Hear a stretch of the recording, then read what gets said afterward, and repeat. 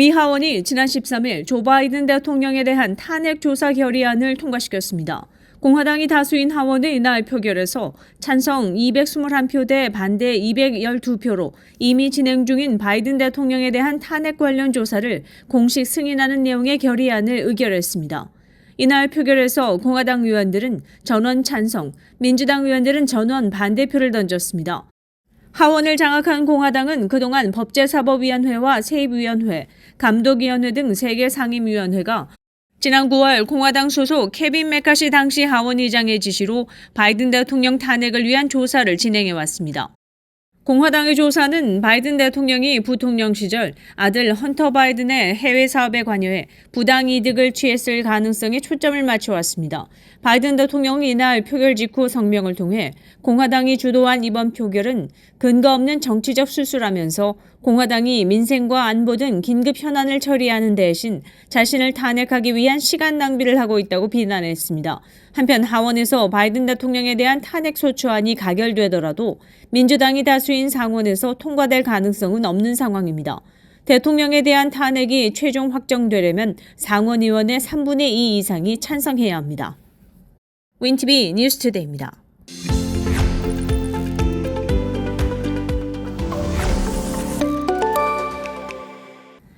공화당 대선 후보 경선의 유력 주자인 도널드 트럼프 전 대통령이 대선 경합주인 미시간주에서도 압도적인 지지를 확보한 것으로 나타났습니다.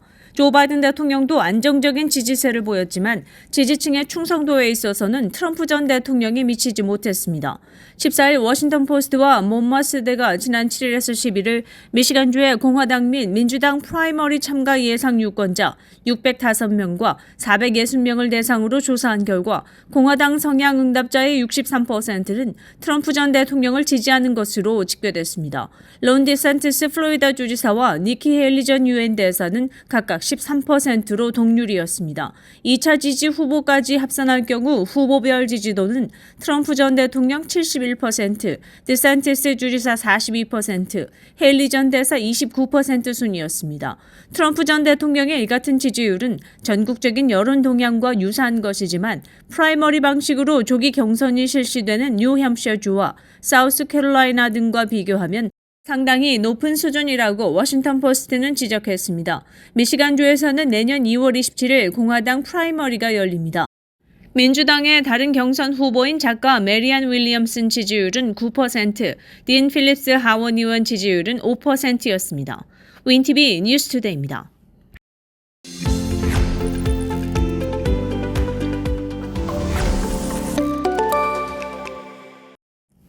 14일 원달러 환율이 내년 미국 기준금리 인하 기대감에 20원 넘게 내리며 장 초반 급락세를 보이고 있습니다.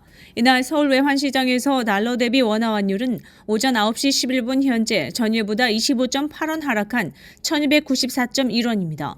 원달러 환율은 전일보다 23.9원 떨어진 1296원에 출발해 1290원대에서 움직이고 있습니다. 달러는 미국 연방준비제도가 연방공개시장위원회 FOMC 정례회의 이후 통화 완화적인 기조를 시사하면서 약세를 보였습니다.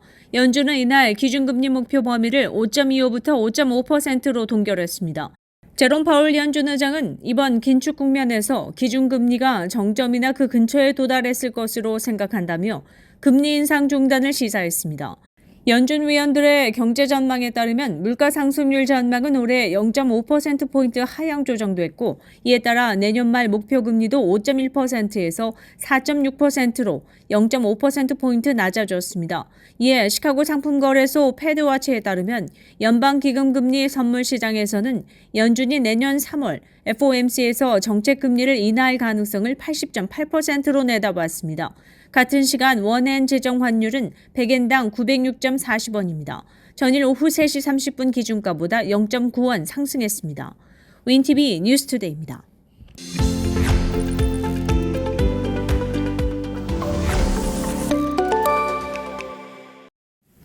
LA에서 지난 13일 이스라엘을 규탄하는 대규모 시위가 고속도로에서 벌어졌습니다.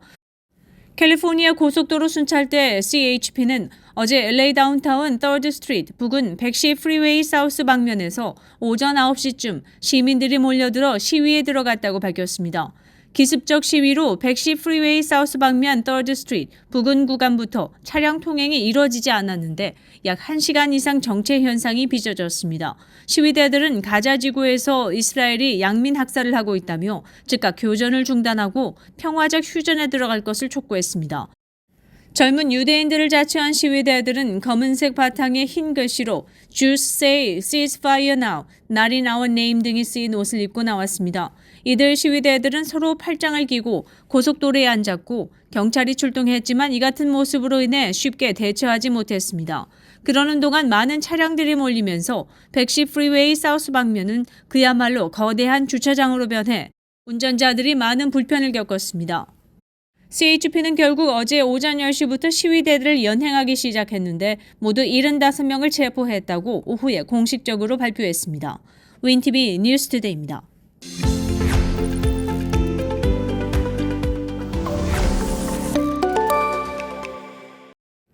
내년부터 직원이 5명 이상인 회사에서 일하는 일리노이주 근로자는 연간 최소 40시간의 유급 휴가를 받을 수 있습니다. 근로자를 위한 유급휴가법의 일환으로 직원이 5명 이상인 회사에서 일하는 일리노이주 근로자는 연간 최소 40시간의 유급휴가를 받을 수 있는 법안이 내년부터 발효됩니다. 제이비 프리츠커 주지사는 지난 3월 이 법안에 서명했습니다. 이 법에 따라 직원들은 40시간 근무할 때마다 1시간의 유급휴가를 적립해 1년에 총 40시간을 사용할 수 있습니다. 2024년 3월 31일 또는 고용 시작 후 90일 이후부터 근로자는 근로자 유급휴가법에 따라 유급휴가를 쓸 수 있다고 법안에 명시되어 있습니다. 다른 주의 유사한 법안과 달리 광범위한 유급휴가 법안은 일리노이주 고용주가 근로자에게 근무 시간을 기준으로 건강상의 이유뿐만 아니라 어떤 이유로든 사용할 수 있는 휴가를 제공하도록 요구합니다. SB 208은 2024년 1월 1일에 공식적으로 발효됩니다. 윈TV 뉴스투데이입니다.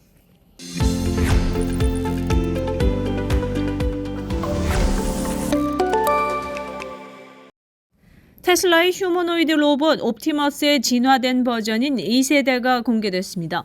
테슬라는 소셜미디어 X 계정에 옵티머스 2세대의 움직임을 담은 동영상을 지난 12일 게시했습니다. 공개된 1분 43초 분량의 동영상에서 사람의 모습을 닮은 휴머노이드 로봇은 전보다 빠른 속도로 걷고 5손가락을 부드럽게 움직이는 모습을 보여줬습니다. 또 체육관으로 보이는 곳에서 두 팔을 앞으로 뻗고 무릎을 90도 각도로 꿇는 스쿼트 동작을 해보였으며 계란을 엄지와 집게손가락으로 집어들어 올린 뒤 조리 냄비 위에 조심스럽게 놓는 모습도 보여줬습니다. 동영상 클립의 말미에는 옵티머스 로봇 둘이 서로를 살짝 마주보는 각도에서 음악에 맞춰 춤을 추는 장면도 나왔습니다. 테슬라는 이번에 공개한 새 옵티머스의 보행 속도가 30% 빨라졌으며 전체 무게가 전보다 10kg 줄었다고 설명했습니다. 또 균형 감각과 전신 조절 능력이 향상됐고 새로 개발된 손은 모든 손가락으로 촉각을 느껴 섬세하게 물건을 다룰 수 있다고 설명했습니다. 테슬라는 2021년 휴머노이드 로봇 개발에 착수한다는 계획을 처음 발표한 뒤 지난해 9월 말 옵티머스 시제품을 공개한 바 있습니다. 윈TV 뉴스투데이입니다.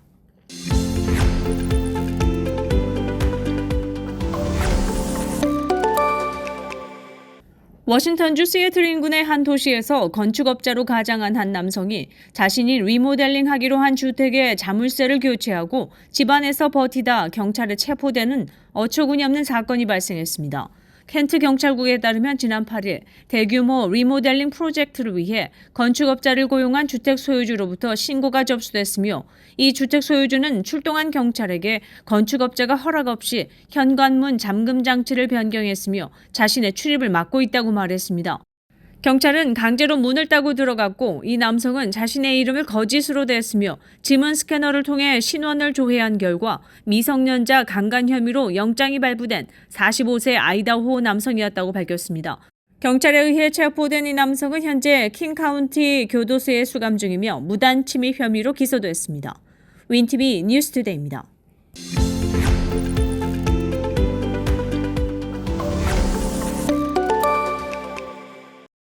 미국에서 한 여성이 텍사스주 오스틴버그 스트롱 공항으로 가는 동안 우버 운전자의 차량과 신용카드를 훔친 혐의로 기소됐습니다.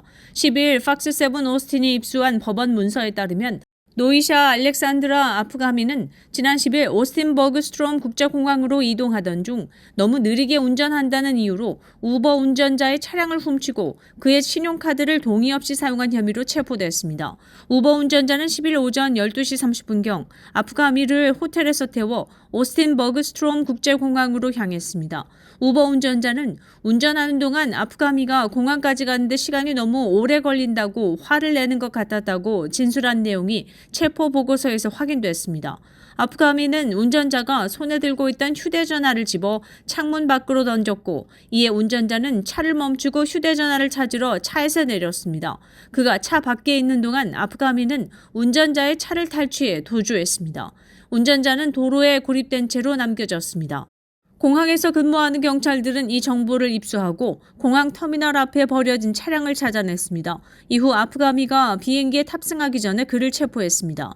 그는 운전자의 지갑을 훔쳐 공항 내 한 상점에서 신용카드로 총 $130를 결제했습니다. 아프가미는 자동차 무단 사용 혐의로 기소돼 트래비스 카운티 교도소에 수감됐습니다. 윈티비 뉴스투데이입니다.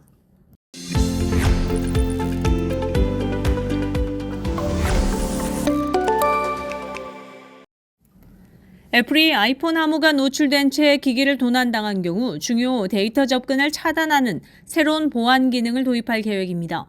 블룸버그 통신에 따르면 애플은 12일 배포한 아이폰 운영체제 iOS 17.3의 첫 번째 베타 테스트 버전에 도난당한 기기 보호 기능을 추가했습니다. 이 기능을 적용하면 저장된 암호에 접근할 때, 애플 아이디 설정을 바꿀 때, 결제 정보를 확인할 때, 나의 아이폰 찾기 기능을 비활성화할 때, 암호 입력이 아닌 페이스 아이디나 터치 아이디 등 생체 인식을 해야 합니다.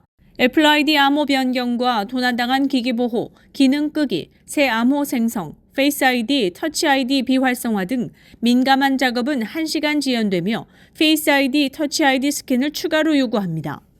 그러나 집이나 직장 등 알려진 장소에 있는 경우에는 이 같은 지연이 발생하지 않습니다. 애플은 성명을 통해 도둑이 암호 입력을 지켜보고 기기를 훔치는 드문 경우에 대비해 정교한 새 보호 단계를 추가한다고 밝혔습니다. 새로운 기능이 포함된 iOS 17.3은 내년 초 일반 사용자에게 공개될 전망입니다. 윈티비 뉴스투데이입니다.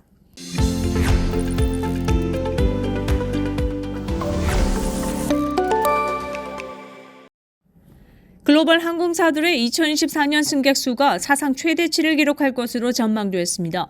이에 따라 내년 글로벌 항공사들의 수익도 개선될 것으로 예상됩니다. 국제항공운송협회 IATA는 내년 세계 항공사가 사상 최대 규모인 47억 명의 승객을 운송할 것으로 예상된다고 밝혔습니다. 이는 여행 수요가 코로나19 대유행 이전 수준 이상으로 회복한 데 따른 것입니다. IATA는 코로나19 유행 이전이자 기존 최대 승객수 기록이 나왔던 2019년에는 연간 항공사 승객수가 45억 명이었는데 내년에는 이를 넘어선 역대 최고치의 실적이 나올 것이라고 전망했습니다. IATA는 내년 글로벌 항공업계 순이익 전망치도 대폭 상향했습니다. IATA는 2024년 항공업계의 순이익 전망치를 257억 달러로 발표했습니다. 이는 종전 전망치보다 크게 높은 것으로 2023년 항공업계 순이익 예상치인 233억 달러보다 소폭 상승한 것입니다. 윈티비 뉴스투데이입니다.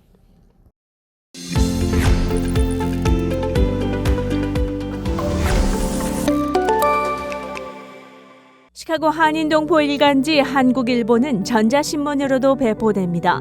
시카고 한국일보 무료 신문은 가까운 한인식당이나 마켓에서 볼 수 있습니다.